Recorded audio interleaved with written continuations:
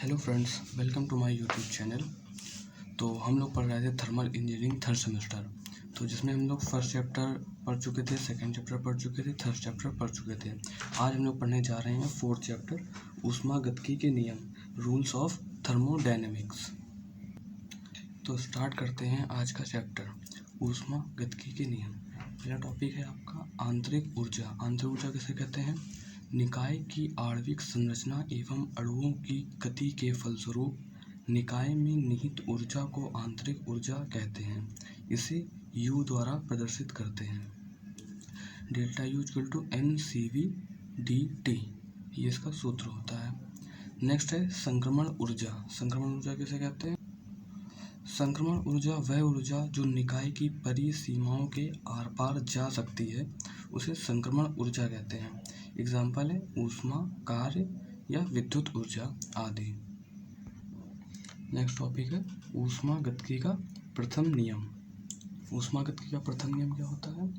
इस नियम के अनुसार निकाय के पूर्ण चक्रीय परिवर्तन के दौरान निकाय द्वारा परिवेश को दिए गए कार्य का बीजगणितीय योग निकाय द्वारा परिवेश से ली गई ऊष्मा के बीजगणितीय योग के समानुपाती होता है। phi/dq equal to phi/dw। ऊष्मागतिकी के प्रथम नियम को हम ऊर्जा संरक्षण का भी नियम कहते हैं। इसके अनुसार ऊर्जा ना तो उत्पन्न की जा सकती है और ना ही नष्ट की जा सकती है, सिर्फ एक रूप से दूसरे रूप में रूपांतरित हो सकती है। ऊष्मागतिकी के प्रथम नियम के कुछ इंजीनियरिंग अनुप्रयोग हैं। नंबर 1 है टरबाइन। टरबाइन किसे कहते हैं? टरबाइन वह युक्ति है जिसकी सहायता से ऊर्जा के एक रूप को यांत्रिक ऊर्जा में परिवर्तित करते हैं। टरबाइन दो प्रकार की होती हैं। नंबर 1 जल टरबाइन और नंबर 2 वाष्प टरबाइन। जल टरबाइन। जल टरबाइन किसे कहते हैं? इसमें जल की गतिज ऊर्जा का प्रयोग किया जाता है। यहाँ से जल को ऊपर से नीचे की ओर ऐसे छोड़ा जाता है, जिससे क्या होता है, इसमें जो लगी होती है आपकी टरबाइन, वाटर टरबाइन, वो क्या करती है, घूमने लगती है।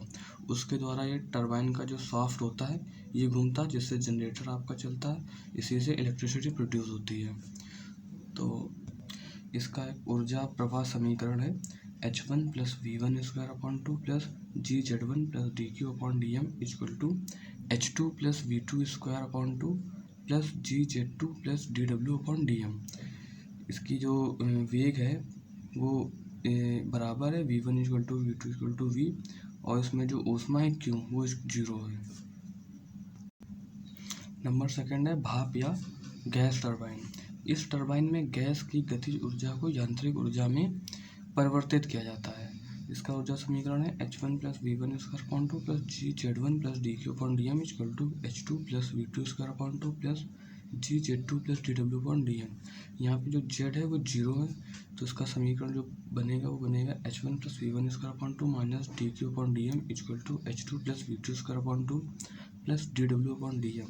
यहाँ पे जो Q है ऊष्मा वो निगेटिव है, क्योंकि यहाँ निकाय पर क्या हो रहा है, कार्य हो रहा है, ठीक है, इसलिए यहाँ पे जो Q है वो निगेटिव है। नेक्स्ट है पंप। इसका मुख्य कार्य निम्न तल से जल को उच्च तल में भेजना होता है। तो पंप क्या करता है, जो नीचे से जल को क्या करता है, ऊंचाई तक भेजता है। तो यहाँ पे एक टरबाइन लगी होती है, यहाँ से टरबाइन क्या करती है, गैस और स्टीम को आउट करती है, यहाँ पे गैस और स्टीम को इन करती है। इसका ऊर्जा समीकरण होता है H1 + V1² plus GZ1 + dQ/dm equal to H2 + V2² plus GZ2 + dW/dm।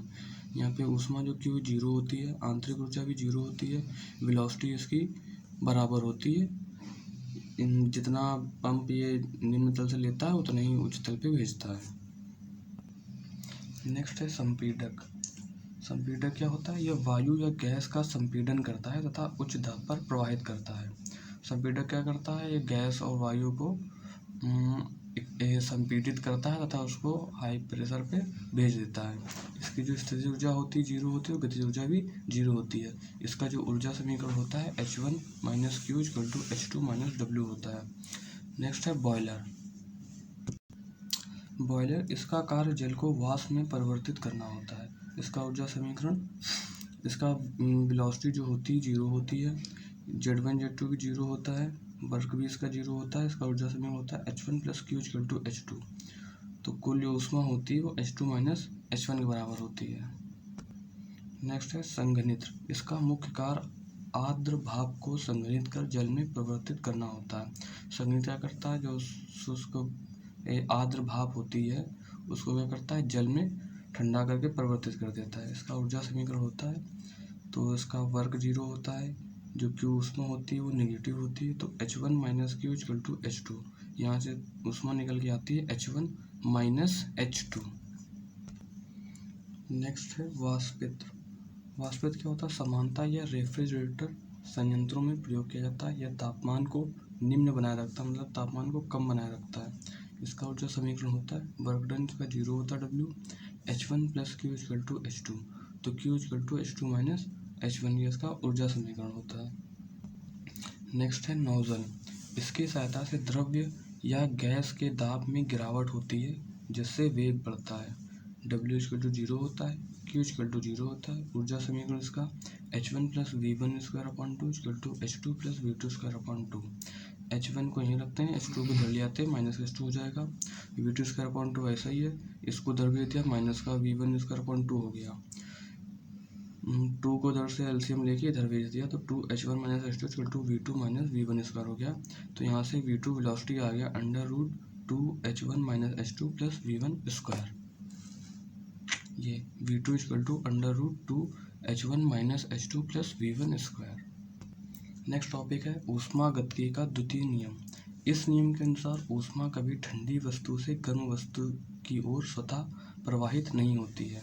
यानी कि जो ऊष्मा होती है वो कभी भी ठंडी वस्तु से गर्म वस्तु की ओर नहीं प्रवाहित होती है। तो केल्विन प्लांक का कथन है, इनके अनुसार ऐसा कोई इंजन बनाना संभव नहीं है जो कि चक्रीय प्रक्रम पर प्रचालित होते हुए प्राप्त की गई समस्त ऊष्मीय ऊर्जा को कार्य में परिवर्तित कर सके। मतलब इंजन ऐसा एक कोई बनाना संभव नहीं है जो एक क्या करे, एक साइक्लिक प्रोसेस करे। साइक्लिक प्रोसेस करने के दौरान वो जो ऊष्मीय ऊर्जा होती है, जो दी जाती है उसको ऊष्मीय ऊर्जा, वो उसको पूरा कार्य में कन्वर्ट कर दे। ऐसा इंजन अभी नहीं बना। नंबर सेकंड है क्लासियस का कथन। इनके अनुसार ऊष्मा स्वतः किसी ठंडी वस्तु से गर्म वस्तु की ओर प्रवाहित नहीं हो सकती जब तक कि किसी बाह्य युक्ति का प्रयोग नहीं किया जाए। तो क्लासियस ने कहा था कि ऊष्मा जो है वो ठंडी वस्तु से गर्म वस्तु की ओर प्रवाहित नहीं हो सकती है जब तक किसी बाह्य युक्ति का प्रयोग ना किया जाए। नेक्स्ट है एंट्रोपी वृद्धि का सिद्धांत। इस सिद्धांत के अनुसार किसी विलगित निकाय की एंट्रोपी समस्त वास्तविक प्रक्रमों में बढ़ती है तथा आदर्श प्रक्रमों में संरक्षित रहती है। तो एंट्रोपी का वृद्धि सिद्धांत है कि किसी विलगित निकाय की एंट्रोपी समस्त वास्तविक प्रक्रमों में बढ़ती है। जो एंट्रोपी होती है वो जितने भी वास्तविक प्रक्रम होते हैं उनमें बढ़ती है, लेकिन जब कोई आइडियल या आदर्श प्रक्रम आता है तो उसमें वो संचारित हो जाती है। नेक्स्ट टॉपिक केल्विन प्लांक तथा क्लासियस की परिभाषाओं में समानता। अब केल्विन प्लांक तथा क्लासियस ने दोनों ने अपनी अलग अलग परिभाषाएं दी थी, तो उनकी जो परिभाषाओं में समानता है वो पढ़ते हैं।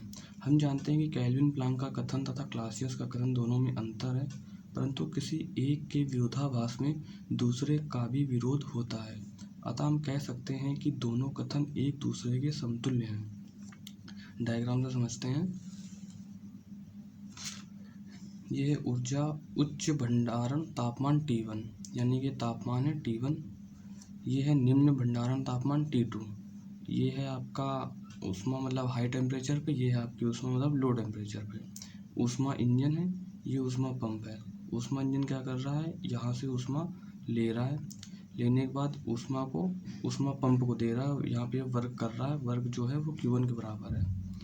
तो जो ऊष्मा पंप है वो क्या कर रहा है, वो T2 से यहाँ से ऊष्मा ले रहा है Q2, और ये जो ऊष्मा ले रहा है ऊष्मा पंप वो दोनों Q1 + Q2 मिला करके T1 को दे रहा है। देखिए चित्र में ऊष्मा इंजन को दर्शाया गया है, जो ऊष्मा स्रोत से Q1 ऊष्मा ग्रहण करती है तथा उसे W कार्य में परिवर्तित कर देती है। ऊष्मा इंजन द्वारा प्राप्त कार्य को ऊष्मा पंप को प्रदान करते हैं। यह पंप ऊष्मा सिंक से Q2 प्राप्त करता है तथा उच्च तापमान को Q1 + Q2 प्रदान करता है, परंतु ऊष्मा इंजन को चलाने के लिए Q1 ही पर्याप्त है। ऊष्मा इंजन तथा ऊष्मा पंप दोनों ऊष्मा स्रोत की तरह कार्य करते हैं जो बिना Q2 के चल रहा है। नेक्स्ट टॉपिक है परपेचुअल गति मशीन। परपेचुअल गति मशीन किसे कहते हैं? प्रथम श्रेणी की PMM1। तो ऊष्मा गति का प्रथम नियम ऊर्जा संचरण का नियम है, अर्थात ऊर्जा ना तो नष्ट की जा सकती है और ना ही उत्पन्न की जा सकती है, सिर्फ एक रूप से दूसरे रूप में स्थानांतरित हो सकती है। तो ऐसी गति मशीनें जो ऊष्मा गति के प्रथम नियम का अनुसरण करें प्रथम श्रेणी परपेचुअल गति मशीन कहलाती हैं। प्रथम श्रेणी का उल्टा कन्वर्स ऑफ PMM1। तो इसके अनुसार ऐसी कोई मशीन नहीं है जिस पर लगातार कार्य कर हम ऊर्जा की सतत आपूर्ति कर सके। मतलब कि ऐसी मशीन कोई अभी नहीं है जिस पर हम लगातार कार्य करते रहें, ऊर्जा हमको प्राप्त होती रहे। तो यहाँ पे क्यों दिखा रहे हैं, ऊष्मा किसी इंजन को दी जा रही है तो वो हमको वर्क डन दे रहा है। ये PMM1 की मशीन है और ये हम PMM1 का उल्टा ये है कि हम किसी मशीन को अगर हम वर्क दे रहे हैं तो वो हमको ऊष्मा दे रहा है। सो नेक्स्ट है द्वितीय श्रेणी PMM2। ऊष्मा गति के द्वितीय नियम के अनुसार कोई ऐसा इंजन बनाना संभव नहीं है जो 100% आउटपुट प्रदान करे किसी दिए हुए इनपुट पर। ऐसी मशीनें जो ऊष्मा गति के द्वितीय नियम का विरोध करें द्वितीय श्रेणी परपेचुअल गति मशीनें कहलाती हैं।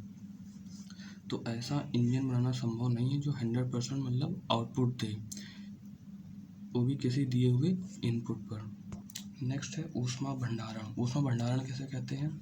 एक ऐसा निकाय जो पर्याप्त बड़ा हो, स्थायी साम्यावस्था में हो तथा जिसमें ऊष्मा की एक निश्चित मात्रा के अंतरण के पश्चात ऊष्मा देने या ऊष्मा लेने भी उसके तापमान में परिवर्तन नगण्य हो, ऊष्मा भंडारण कहलाते हैं। ऊष्मा भंडारण दो प्रकार के होते हैं, एक होता है ऊष्मा स्रोत हीट सोर्स, एक होता है ऊष्मा सिंक हीट सिंक। ऊष्मा स्रोत किसे कहते हैं देखते हैं। तो ऊष्मा स्रोत किसी ऊष्मागतिकी निकाय के उच्च तापमान वाले भंडारण को हम ऊष्मा स्रोत कहते हैं। इस निकाय से ऊष्मा प्रदान की जाती है। एग्जाम्पल है बॉयलर भट्टी, दहन कक्ष, सूर्य आदि। नेक्स्ट है ऊष्मा सिंक। ऊष्मा सिंक किसी ऊष्मागतिकी निकाय के निम्न तापमान वाले भंडारण को हम ऊष्मा सिंक कहते हैं। इस निकाय में ऊष्मा ग्रहण की जाती है जैसे कि वायु, नदी, समुद्र जल आदि।